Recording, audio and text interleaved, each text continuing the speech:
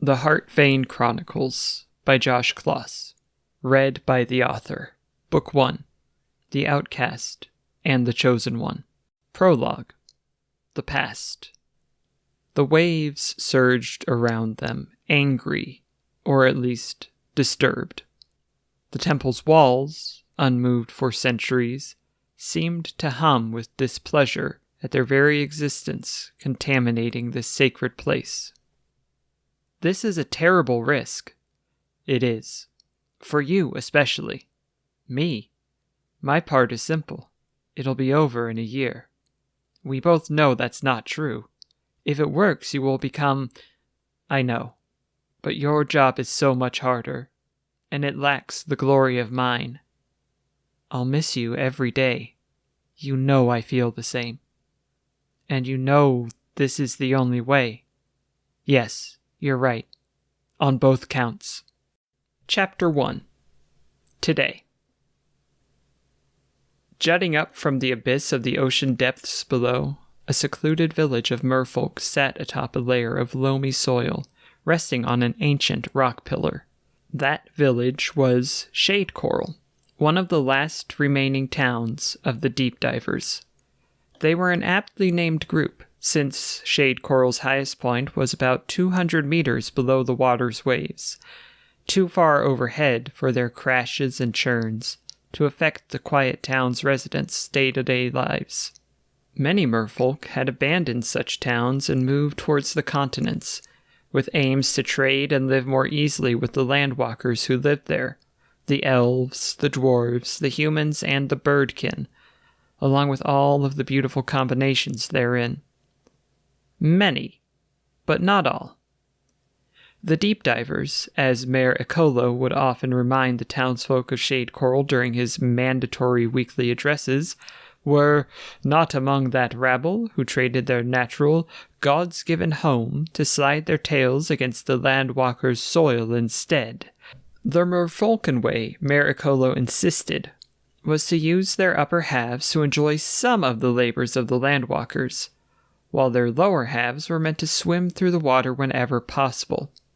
To do anything else would be to spit in the gods' faces, Mayor Ecolo said, his religious fervor serving to convince people not to do something, as usual. Despite this warning against the landwalkers' ways, the deep divers would regularly send caravans to trade with the dwarves on their continent many days' journey away to the southwest. They were the exception, though. Most Shadecoralers were not permitted to so much as lay a fin over the edge of Shadecoral, or poke a finger above the water's surface without express consent from the Deep Divers' High Council, lest they offend the merfolken gods and exile themselves from the community. This particular spring morning, with the chill of the previous night still lingering in the water, 2 of the town's residents had no fear of such offenses as they swam into the town's oldest building, a grand temple to the merfolken gods. Its cavernous sanctuary, made of stone hewn from the very pillars Shadecoral rests on, shone with bioluminescent algae over its smooth gray walls, and the ornate carvings above the doorways held more detail and artistry than any other in Shadecoral. Within the sanctuary, Melodika Hartvane sighed as she watched her sister. The twins were both dressed in their traditional acolyte garb, though the contrast between the carefully creased folds in Melodika's tunic and the ramshackle wrinkles in Harmonia's told the tale of how each of their mornings had gone so far. Harmonia claimed that the water took care of all the wrinkles. It did not. "Please hurry, Moni," Melodika said, the shiny bangles on her arm rattling against each other as she pleaded with her sister. "We were supposed to meet with them 10 minutes ago." "Hold on," Harmonia said. She had her hands clasped in front of her as she swished the tail that made up the lower half of her body to keep her upper, humanoid half upright in the water, the sound of it pulsing through the lofty sanctuary. It was excitement, not lack of coordination, that caused the boisterous nature of her movements. The 2 sisters were the only ones in the temple's public section at this hour of the morning and, based on attendance records, might be the only visitors who would enter all day. If others did stop by the sanctuary, they would almost certainly pass by the row of smaller shrines on their way to High Goddess Pithmina's altar to offer their tributes and prayers. Not Harmonia, though. "Thank you, fish goddess," she said, bowing deeply twice at the simple display before moving on. Her voice carried effortlessly through the water, bouncing off the high ceilings and filling the temple with its pleasant timbre. "Thank you, Sun God. Thank you, Moon's God. I hope you two patch things up someday." Melodika couldn't help but smile. Like always, Harmonia may not have been focused, but she was devoted. "Thank you, kelp goddess, for letting Papa's fields grow," Harmonia said, leaving a wrapped parcel of tribute on this altar. "And thank you, tide god, for not sweeping away Papa's fields."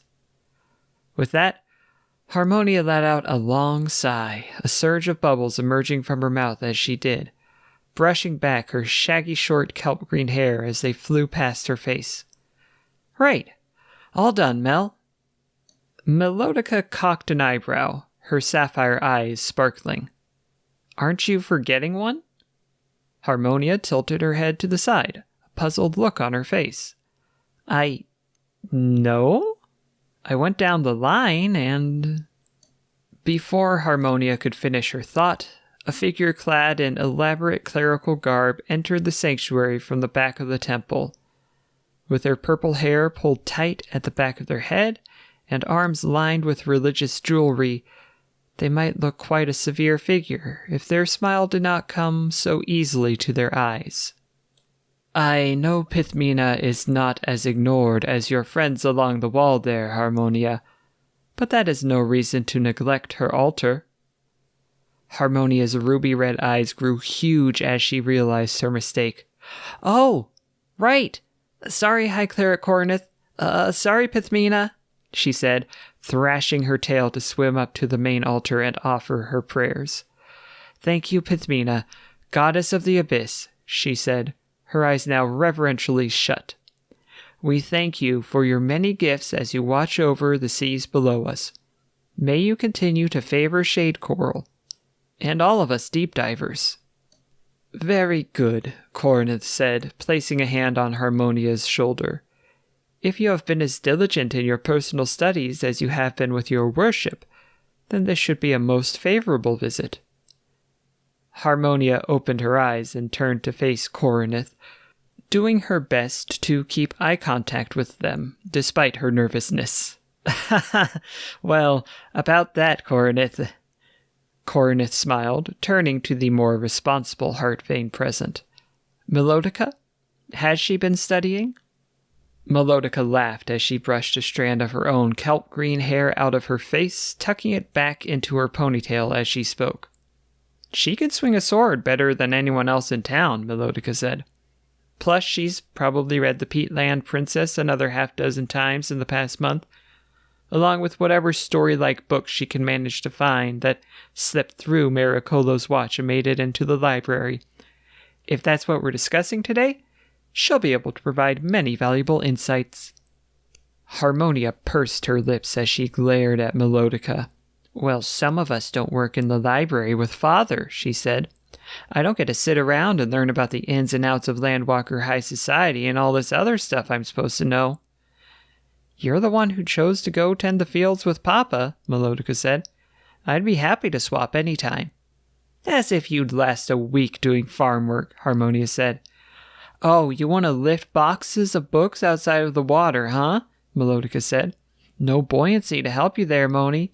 And besides, it's not like I even have time to read while I'm at work."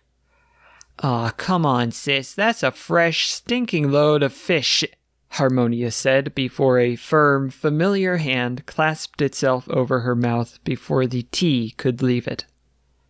"Not in the temple, Harmonia," Coroneth said, smiling.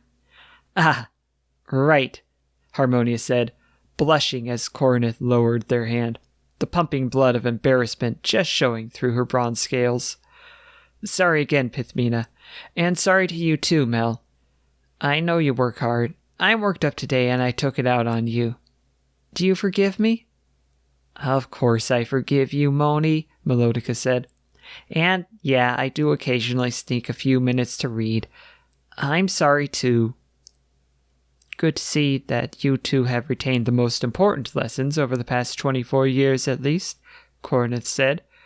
Come along then. I'm sure you have better ways to spend a summer morning than your monthly acolyte studies with me. We don't mind spending time with you, Corinth, Melodika said, clasping her hands behind her back. Especially since it gets us out of the weekly address, Harmonia said, grinning. But yeah, you're great.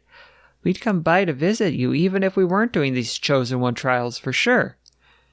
Well, I am glad to hear that, Corinth said, a weary smile on their lips. But Before Corinth could finish their thought, a rush of merfolk came pouring in through the main entrance to the temple, all murmuring in tones ranging from excitement to terror. Corinth, for their part, kept their composure admirably. Well, good morning, everyone, Corinth said, turning to face them. What is the cause of all this to-do? High Cleric Corinth, one of the mid-ranking acolytes said, his face flushed with excitement. The crimson smoke has been spotted in the skies above the southern continent. Melodika and Harmonia shared glances at this news before turning to watch Corinth react. You are certain, Corinth said, keeping their composure as they turned to the altar, running a finger along a set of runes which glowed at their touch. As they did, the temple began to glow with a vibrant blue light, and the water in the upper chambers began to drain away with an audible, though not overwhelming, whooshing sound. We have had false alarms in the past, after all. Without authorization to leave the water and verify, we must... I received permission to surface, and have seen it myself, the acolyte said, beaming. The fated hour is at hand. And so you must begin your testing of the candidates at once, Corinth, a new voice said, entering the temple through the front door. Everyone hushed at the sound of it. Everyone except for the one person who was willing to stand up to its owner. Mayor Ekolo, Corinth said, putting on the smile they wore for him in an effort to keep things civil. So good to see you back in the temple. How long has it been, I wonder? The mayor gave Corinth a politician's smile, glancing to one of his many lackeys, who reflexively returned the expression. I hope that you and the gods will forgive my absence, High Cleric Corinth, though it's always a pleasure, he said, smoothing out his vest as he approached. The town council will be restless for news. I must ask you to begin your testing post-haste. Certainly, Corinth said, turning to Melodika and Harmonia. We were just about to begin, and the upper chambers should be dry by now. Are you two ready? Of course, Melodika said, giving a small bow. Yep, Harmonia said, also offering something bow-like. Then I must ask that we have the temple's upper cloister to ourselves, undisturbed for as long as the testing takes, Corinth said. Mr. Mayor, may I have your assistance in that regard? I will make an announcement that you have begun, Mayor Ekolo said, smiling and smoothing down his hair, kept unnaturally stiff against the water's tides. Then, turning to Melodika, good luck, young lady. Soon, Shadecoral will be back on the map, and it will be thanks to you. Melodika stared for a moment. Mr. Mayor, Harmonia will be taking the tests as well, she said. Mayor Ekolo plastered on a smile as he turned to face the other Hartvane sister.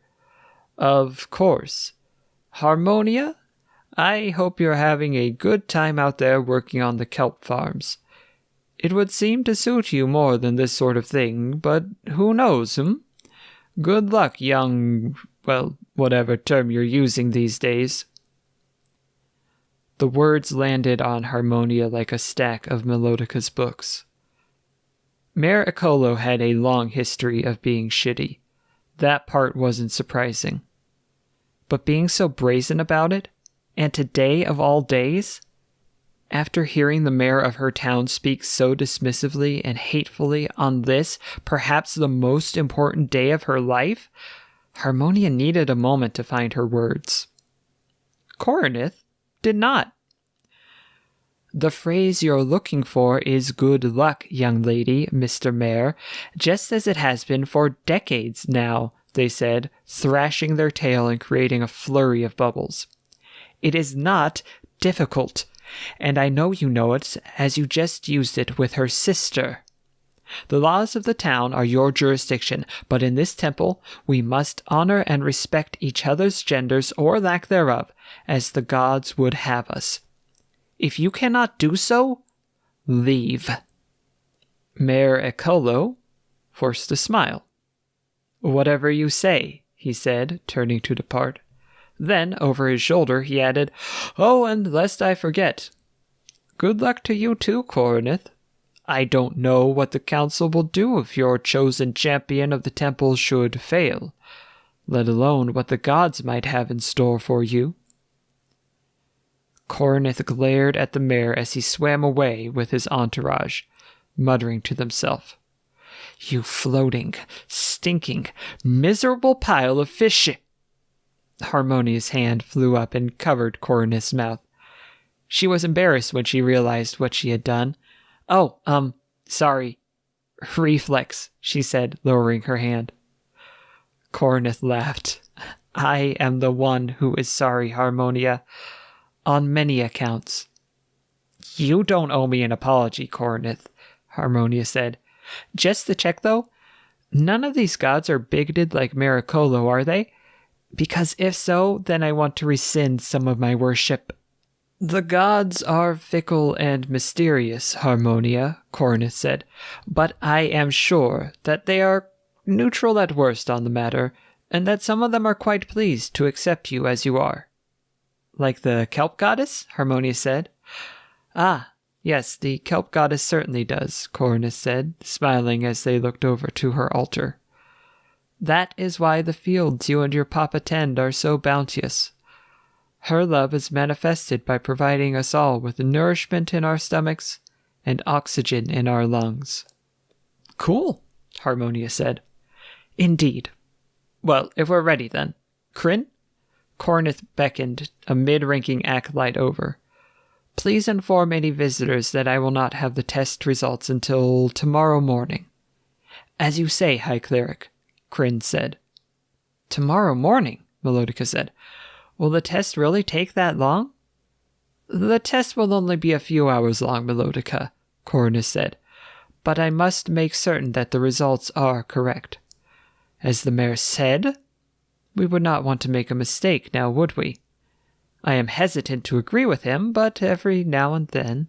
Melodika nodded. Yes, that makes sense, Corinth. Okay, Harmonia said. Let's do this testing thing. Our story does not only concern Shadecoral. Halfway across the ocean, in the southern reaches of the eastern continent, the capital city of the Elven Empire was buzzing with the usual industry of a summer morning. Palmroot was a city of both literal and figurative growth, with new buildings replacing deteriorating ones almost every day around the colossal palm tree that served as the city's cornerstone and the Imperial Palace's central feature, reaching hundreds of meters above the tallest buildings. The ocean view was stunning, considered the finest in the Empire by many, if not the whole world. Countless trade ships came into and out of the bustling city each day, bringing wares from distant lands, immigrants seeking new homes, and a little more shared understanding with each ship that entered and exited the shadow of that grand palm tree. Those who were unfamiliar with elves might assume that their extended lifespans would bias them towards a laid-back way of life, but while that may be true of some of the more rural parts of the Empire, anyone who ever spent a day in Palmroot would know laid back was not a word commonly used in the city's vernacular. If you're going to be doing something for 700 years, every moment you waste is another moment you're falling behind your competition. Or at least that was the common thinking of the city's populace.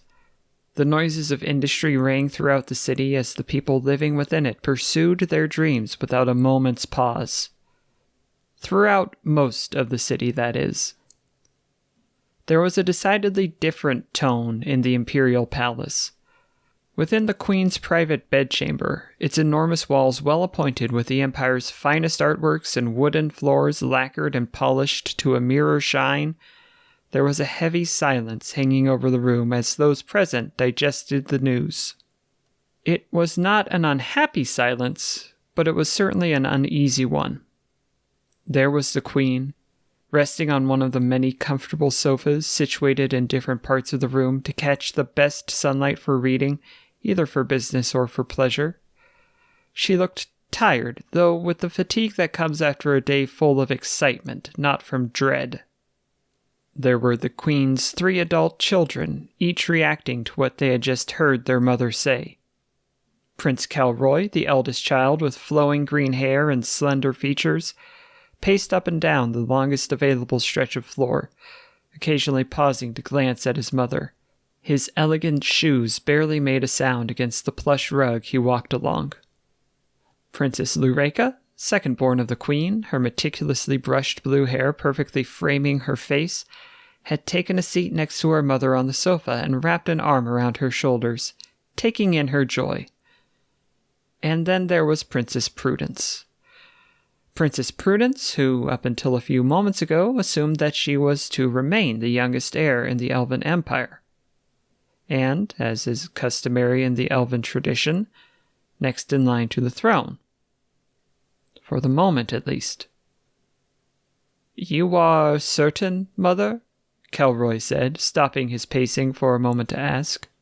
"I have consulted with my most trusted physicians and sages over this past month, and I can feel it within my spirit," Queen Agathis said.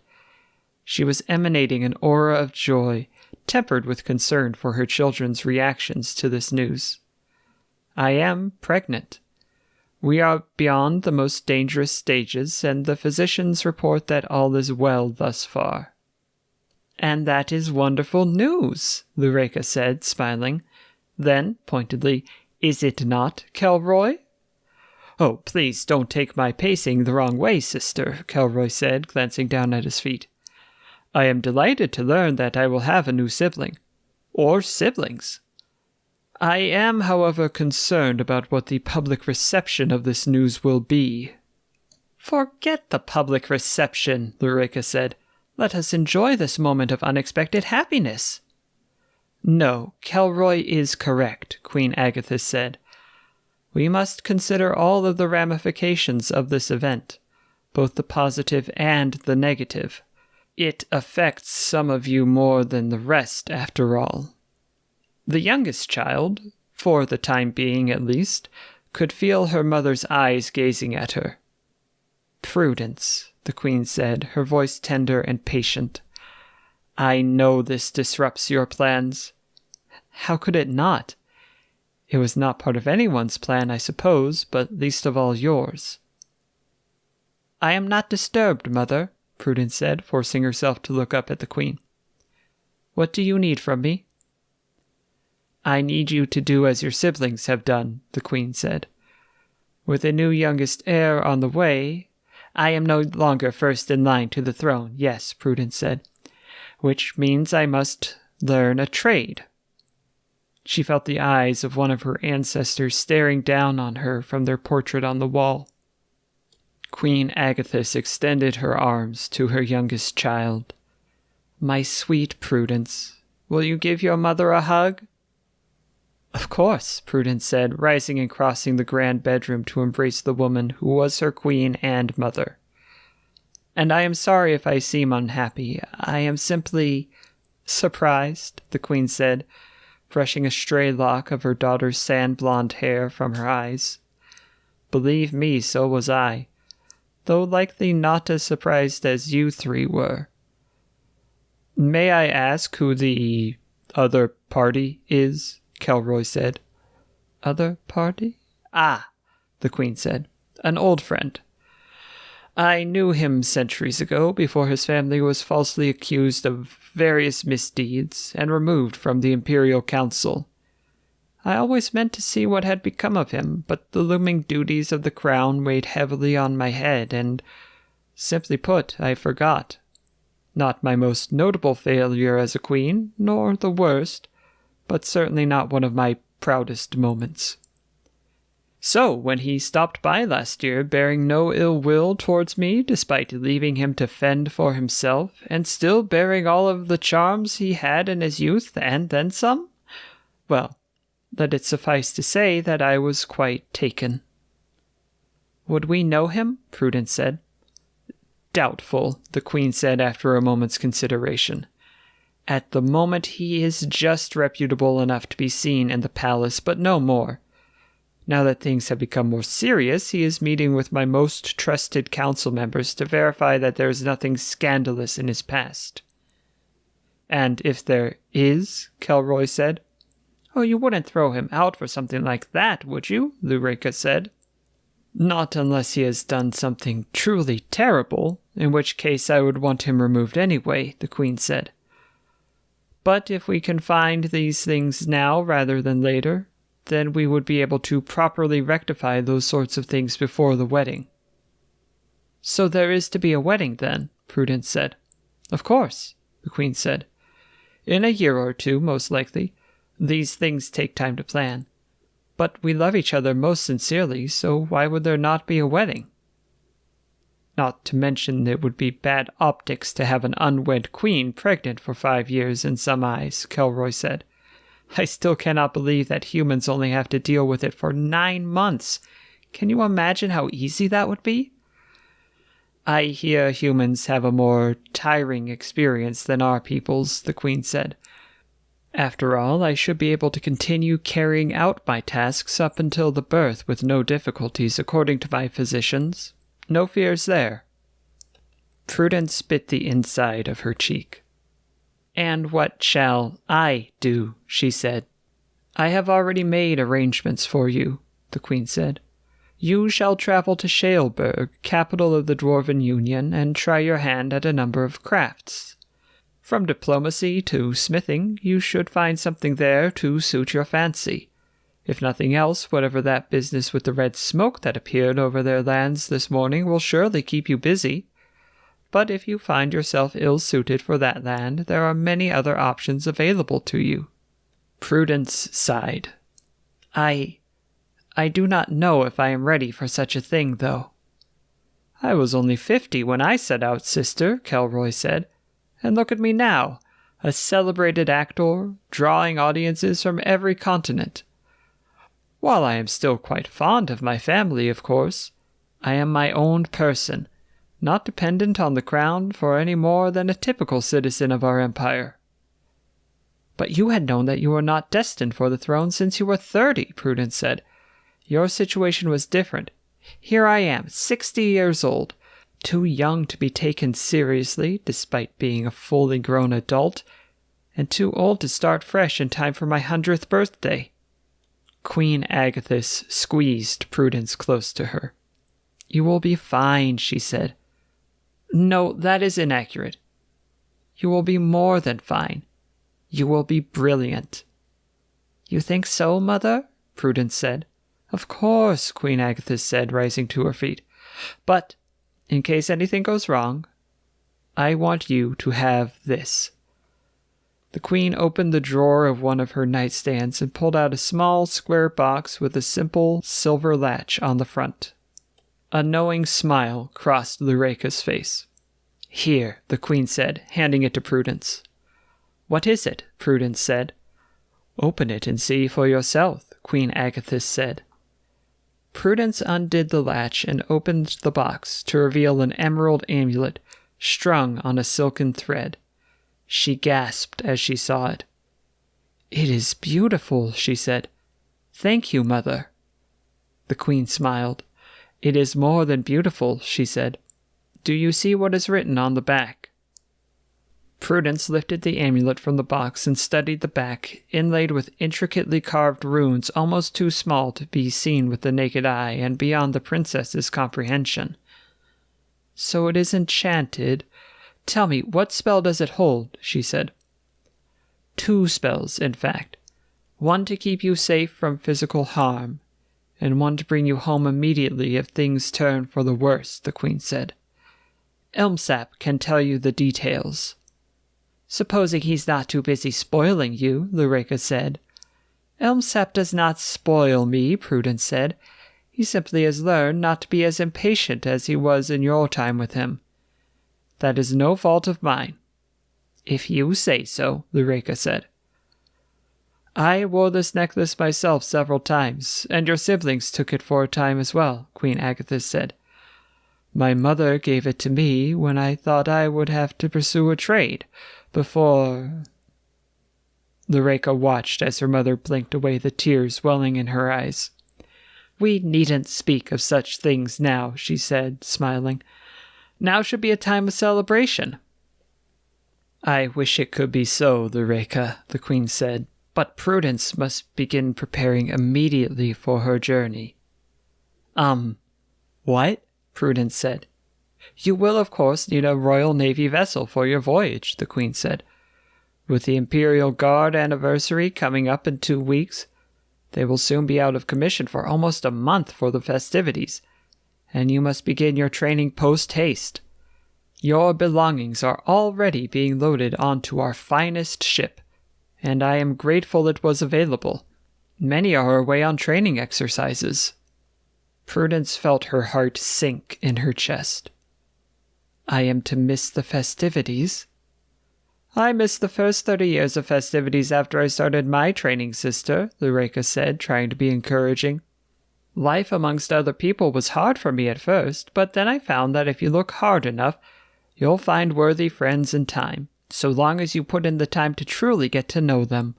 Things will happen to you that I can only dream of, dear sister. By the elder tree's roots, Prudence, I am jealous of you. Then why don't you do it instead? Prudence muttered under her breath. The words chilled the already frosty attitude of the room. Queen Agathis did not want to use a stern hand here, but she was willing to do so if needed. Prudence. You are a princess of the Elven Empire. That means that you will take this responsibility seriously. For the sake of this empire, this family, and even yourself, you must. Do I make myself clear? Prudence sighed. Yes, Mother. I apologize. You are afraid, Kelroy said, crossing to Prudence and placing a steadying hand on her shoulder. Which is understandable.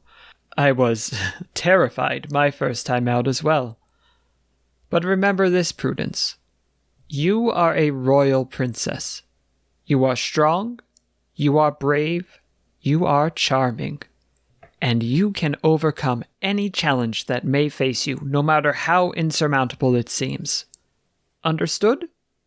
Prudence stared into her brother's eyes for a moment, feeling his encouragement flowing from him. Of course, Prudence said, smiling. Thank you, Kelroy. Mother, may I ask a question? Of course, the Queen said. Will I be permitted to return for the wedding? Queen Agathis closed her eyes. I will delay my wedding until you are able to attend it.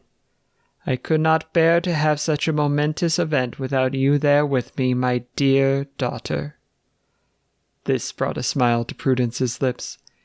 It is a relief to hear this. May I be excused to my chambers, please? You are excused, Queen Agathis said. Thank you, Mother, Prudence said, gazing down at the amulet. Maybe once they got out to sea, she could come up with a story of... Prudence, Queen Agathis said. Yes, Mother, Prudence said, turning to face her. That amulet is for emergencies only. And Shaleburg is a temperate place filled with kind dwarves and exciting opportunities. If you were to try to find a way to force your way back here before your time is through, I could instead ask you to, say, catalog the royal archives for the next 30 years, with Mr. Droop and his sons. Do I make myself clear? Yes, Mother, Prudence said, lowering her head and turning once again to walk away. Well, there went one plan. On to the next one. Chapter 2. By the gods, that was the hardest I've ever thought in my life, Harmonia said as she and her sister swam home. It was several hours later, and the few rays of sunlight that made it down to the humble homes and stores of Shadecoral were beginning to fade. Thankfully, merfolken eyes were well suited to the dark, so even the middle of the night would have been easily navigable without the sunlight. A few children stopped their playing to watch the sisters as they passed by, still arrayed in their acolyte's garb and looking quite exhausted, but they were too lost in their own conversation to notice. "What did you say was the moral of the tale of the good fisherman?" Melodika said, rubbing her temples as she swam. "That being good is better than being good at something," Harmonia said. Melodika considered this. "That's great," she said. "What did you say?" Harmonia said. "To take friends where you can find them, even if they're not who you expect," Melodika said. "I think yours is more of a moral," Harmonia said. "I think yours is more true," Melodika said. "And how'd you do on the physical component? Drop anything while you were sliding across the floor?" Harmonia said.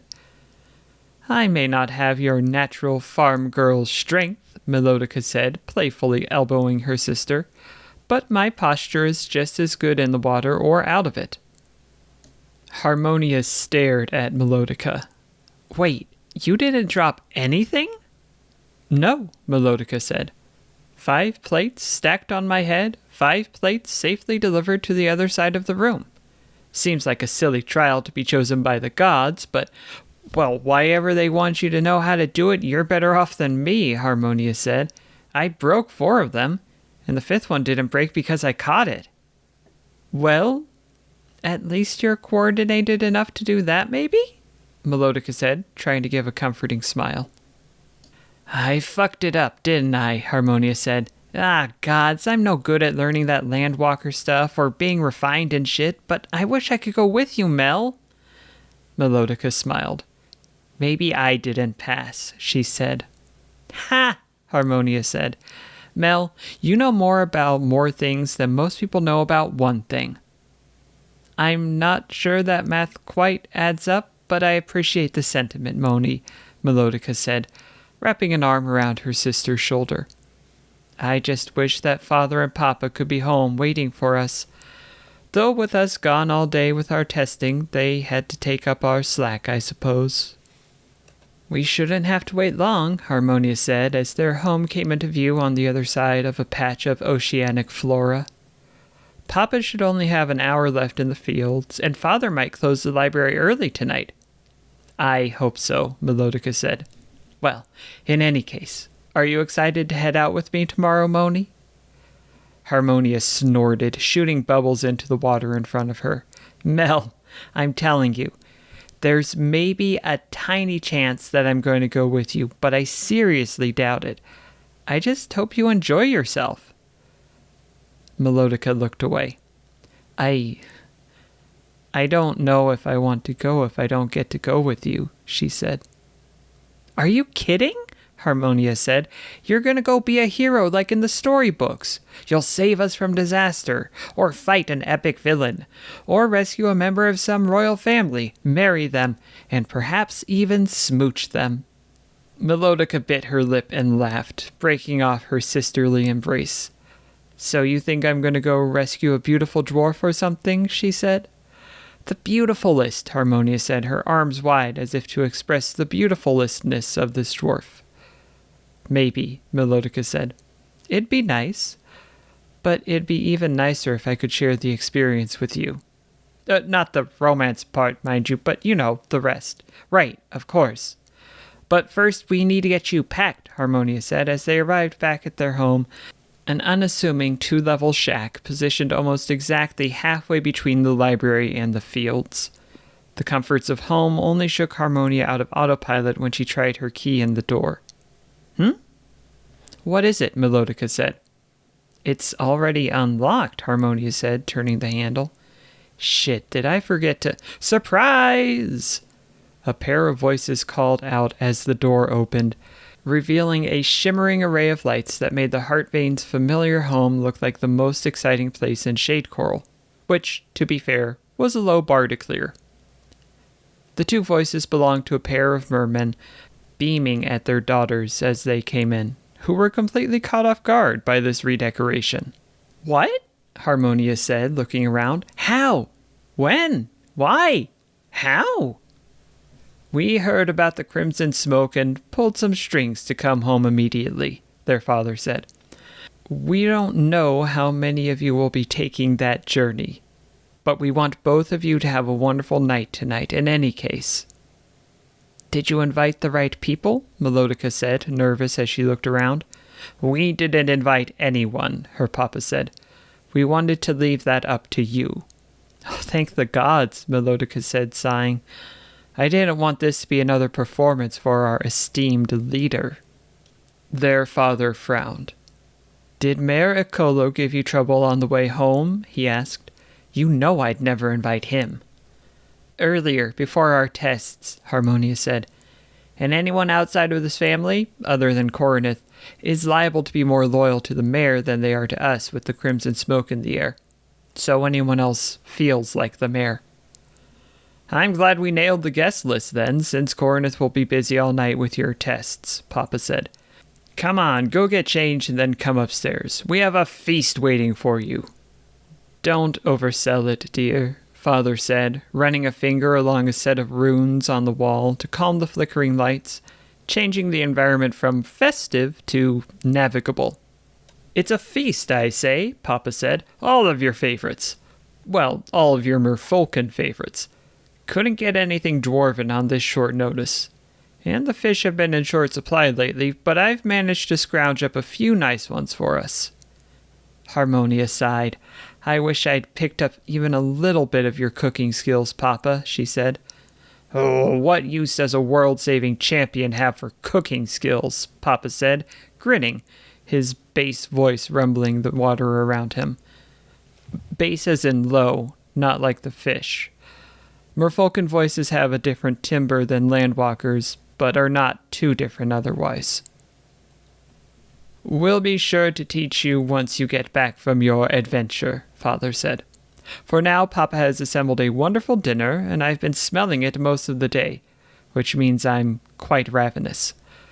And it's been quite nice having him by my side in the kitchen, too," he added, kissing his husband on the cheek. "I'm sure it will be wonderful," Melodika said. "Come on, Harmonia. Let's go get ready for dinner." "Right behind you," Harmonia said, heading to their shared room to change.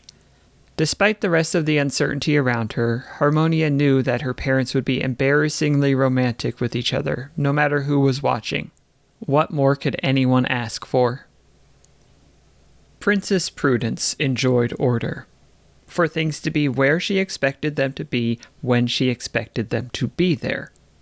She wasn't the type of noblewoman to throw a fit if a spoon was half a hairbreadth out of place, but she liked to have things follow a nice, logical progression.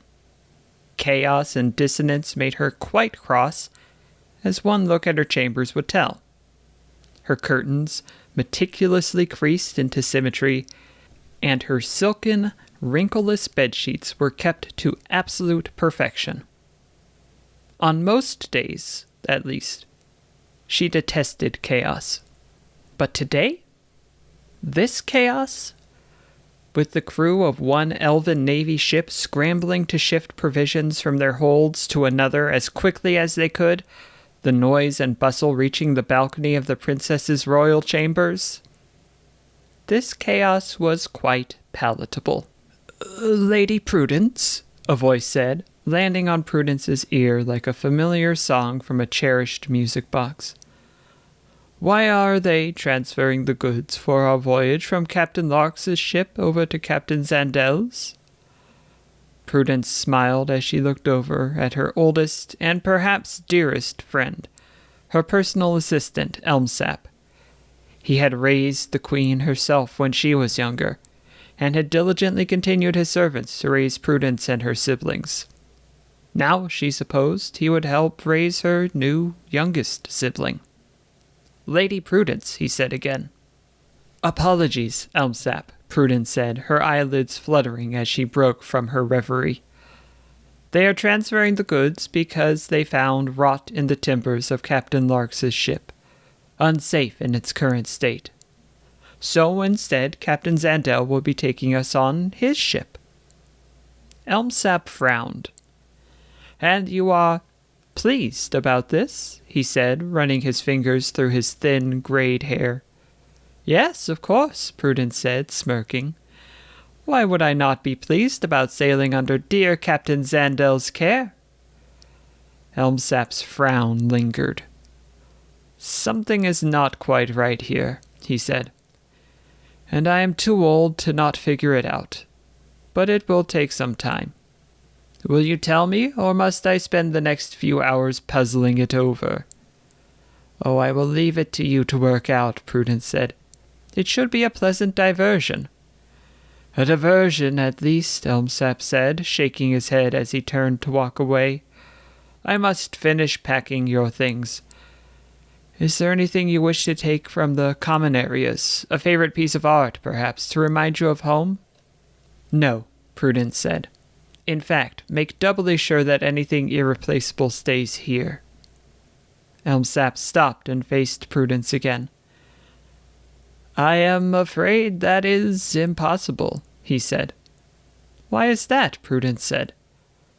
"Because I have been charged to take you along," he said, smiling. "The entire point of the thing. I thought it was obvious, honestly." Prudence smirked. "You know, Elmsap, you're a real charmer," she said. "I thought that was the problem with the young lady that your mother hired when she thought I had grown too long in the tooth a few years back," Elmsap said. "Oh, no," Prudence said. "The problem there is that I'm a real charmer. I mean, yes, she was cute, but if you're looking for the instigator of that flirtation, well, look no further." Elmsap laughed. "Very good, Prudence. Will there be anything else?" Prudence looked him over for a moment before closing the gap between them and embracing him in a tight hug. "You're the only one who just calls me Prudence, you know," she said. "No matter how much I ask everyone else on the staff to drop the princess part when we're not being so formal. And I—" "Yes, Prudence?" Elmsap said after Prudence trailed off mid-sentence. Prudence shook her head. "Nothing," she said, taking 2 steps back. "Oh, one thing, actually," she said, reaching into the collar of her blouse and pulling out the amulet her mother had given her. "The Queen told me that you could tell me about it." "Ah," Elmsap said, his eyes gleaming with delight as he saw the familiar necklace. "May I examine it?" "Of course," Prudence said, unclasping the chain and handing it to Elmsap. "Yes, very good," Elmsap said, a satisfied smile on his face as he studied the tiny inscribed runes on the back of the amulet. "This little marvel has 2 magnificent spells etched into it. The first will keep you safe from feeling all pain. None will be able to act in any way that might cause you to feel harm. Physically, at least." "Glad to hear it," Prudence said. "And the second?" "A teleportation spell," Elmsap said. "Throw the amulet to the ground, and you and everyone else around, within, say, 2 or 3 meters, will be brought back here to Palmroot, safe and secure. And in case you should happen to bring back some adversaries by mistake, you will be placed directly in the Royal Gatehouse, with the elite guard ready to aid you at once. Both spells, like any enchantment made on something to be given to the royal family, were carefully examined by the most studious scribes to make sure the oaths engraved into this amulet were old and deep. You should fear no danger so long as you have it around your neck, Prudence." "The most studious, Would that include you, old friend?" Prudence said. Elmsap laughed. "It does indeed, though I hope you are not meaning to use that as an insult against me." He handed the amulet back to the princess. Prudence ran a finger along the amulet's smooth, jeweled face. "Well, if it cannot make me sandberry pancakes when the visiting chef has gotten too experimental, then it is a rather poor replacement for you. But I suppose I shall have to make do." Elmsap nodded. "I am sure you will do splendidly." "I hope so," Prudence said. "Thank you, Elmsap." "Of course," Elmsap said, giving a small bow. "I don't suppose I might get a bit of a clue about that whole ship business in exchange for my wisdom?" Prudence laughed. "And spoil the fun?" "Very well," Elmsap said. "If I may have your leave, then I will finish up the packing." "My leave and my blessing," Prudence said. "Thank you, Prudence," Elmsap said before departing.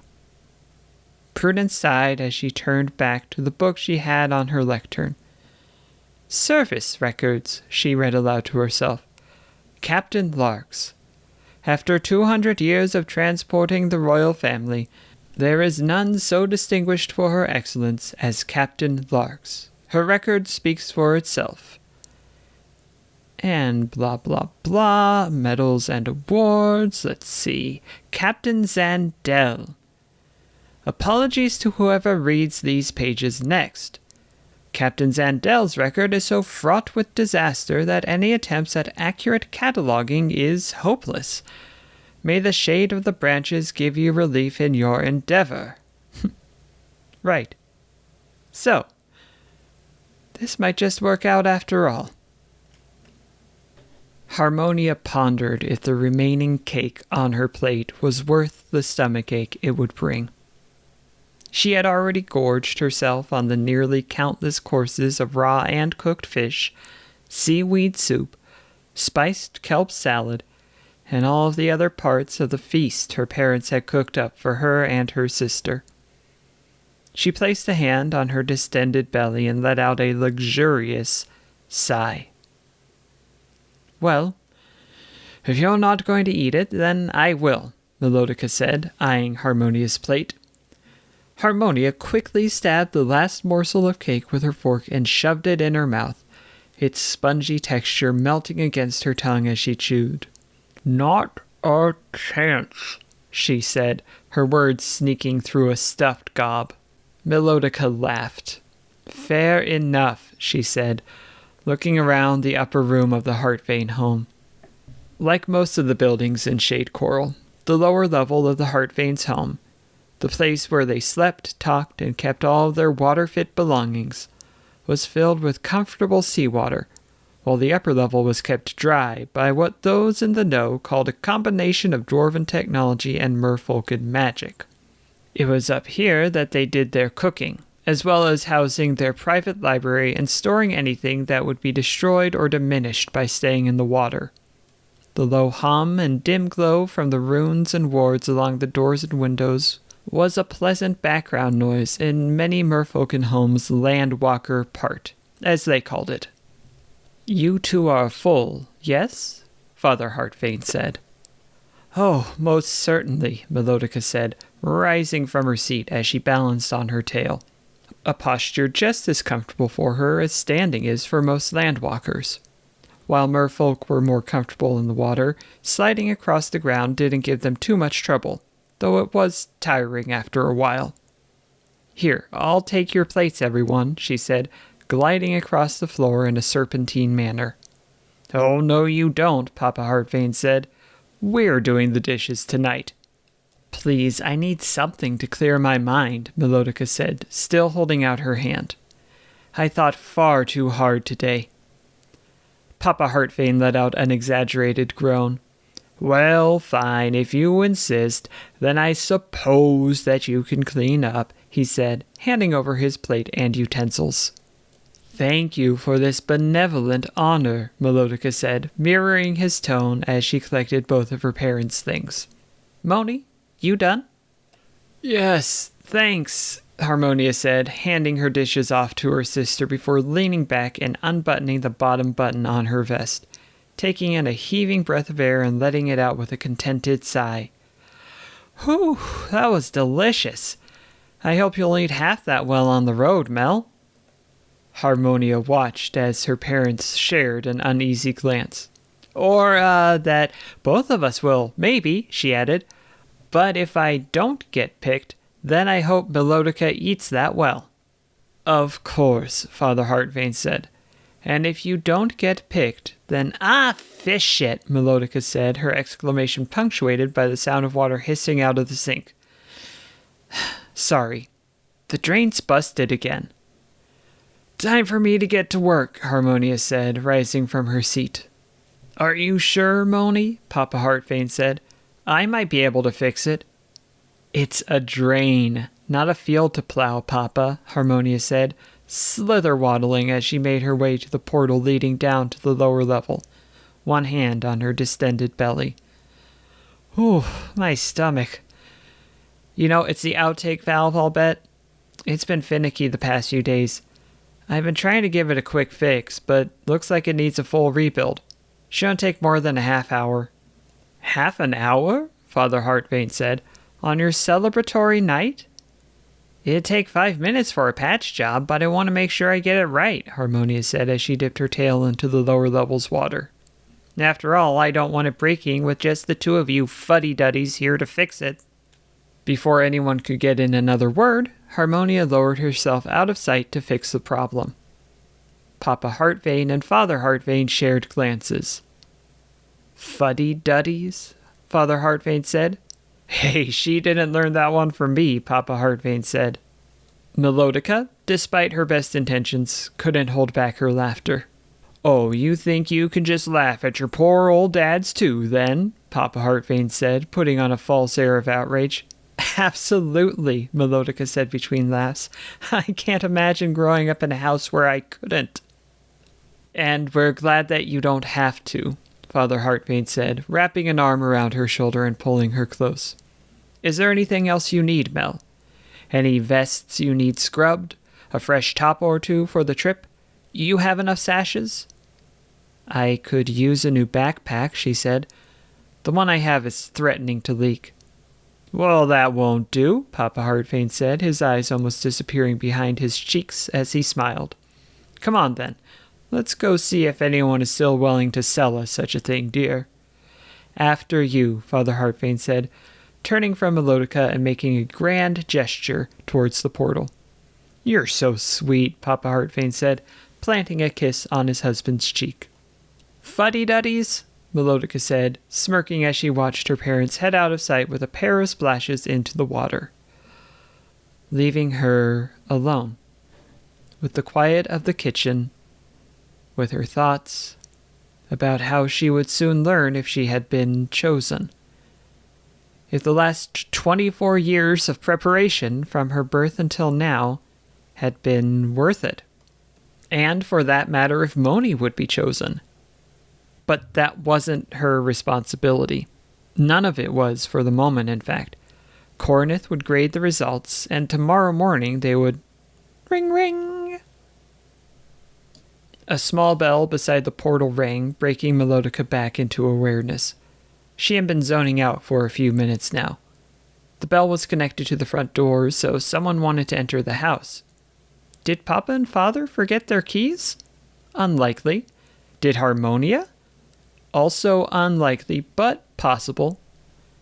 The possibility of one of the other townsfolk trying to interfere with her preparations also crossed her mind, but as she headed for the portal, she hoped that they would know better than to tempt the wrath of Corinth. In any case, Melodika headed into the lower level's main room, swam to the door, and found the last merfolk she expected on the other side as she opened it. Corinth, she said, finding the High Cleric waiting for her. Good evening, Melodika, Corinth said, smiling benignly. May I come in? There is something I must say before tomorrow. Sure, Melodika said, making room for them to enter. Sorry, we just finished dinner, so I'm a bit... No need for apologies, Corinth said. Might I get something sweet to drink, though? I have had a craving all day. We have some sandberry juice left, I think, Melodika said, swimming toward the portal. Lovely, Corinth said. I apologize for imposing. Not at all, Melodika said. Should I go get Harmonia? She's out back fixing the drain. No, I think she should stay where she is, Coroneth said.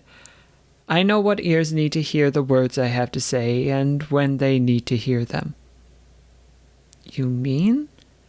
Why don't we get that juice, please, Melodika, Coroneth said, following her to the portal.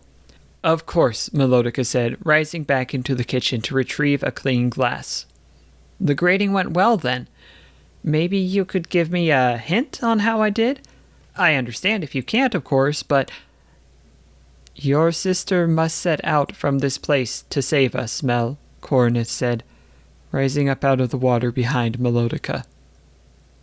Melodika froze mid-reach, her fingers brushing against a glass. I'm sorry? As am I, Coroneth said, taking a seat at the table. I am sorry that I need to tell you this news, but it must be said to save us from the coming disaster. You will not travel with your sister tomorrow. She must find her own path, without you. Melodika was still facing away from Coroneth. She felt her lower jaw trembling as tears welled in her eyes, her hands beginning to shake as she retrieved the glass and poured the juice. Was I not good enough? There were and are many factors at play, Coroneth said. There is no easy answer that I can give, but I will tell you that you should not be ashamed of your performance in the tests. Why are you telling me now? She said. Because if I waited until tomorrow when everyone was gathered and with so much fanfare, then the result would be... Mortifying, Melodika said. Not the word I had in mind, but your choice is also true, Coroneth said, nodding. Melodika sighed. You can't bend the rules, can you? She said, bringing Coroneth their drink. You know the answer to that, Coroneth said. Thank you for the juice. Of course, Melodika said, sitting down opposite the person she had always viewed as her third parent. So what will I do? Coroneth considered this question for a moment, taking a luxurious sip of the juice. You will still have a part to play in these affairs, they said. An important part. Crucial, even. Perhaps larger than your sister's when all is tallied. And I believe that you will be ready when you are called, though you may not expect it. When? Melodika said, leaning forward. Coroneth smiled. If I could tell you that without ruining everything, then I would, they said. Yes, of course, Melodika said, sitting back. Will I know what to do in the meantime? Stay ready. Do not give up hope. Be prepared for whatever comes next. For today I needed to share this information with the correct ears, and I have, they said, rising from their seat. Thank you for the juice. Can I tell Moni? Melodika said. Coroneth pursed their lips. Melodika could see them mentally weighing the pros and cons. I will leave that up to you, they said at last. You have sound judgment. There are advantages and disadvantages both ways, and neither one is wrong. I trust you to make that decision. Right, Melodika said. Thank you, Coroneth. Coroneth smiled. Thank you, Mel. And do not be ashamed to listen to your emotions. They lead you well. With that, Coroneth dipped out of sight, leaving Melodika in the kitchen, alone with the dirty dishes, the leftover food, and the broken drain. The broken drain that, at the moment, stood open. That opening left a clear channel for sound to pass from the kitchen to the exterior drain, where Harmonia was now treading water, her ear to the outlet, her mind not believing the words she heard. All of this resulted in a tremendous amount of nervous energy, which could only have one possible outlet.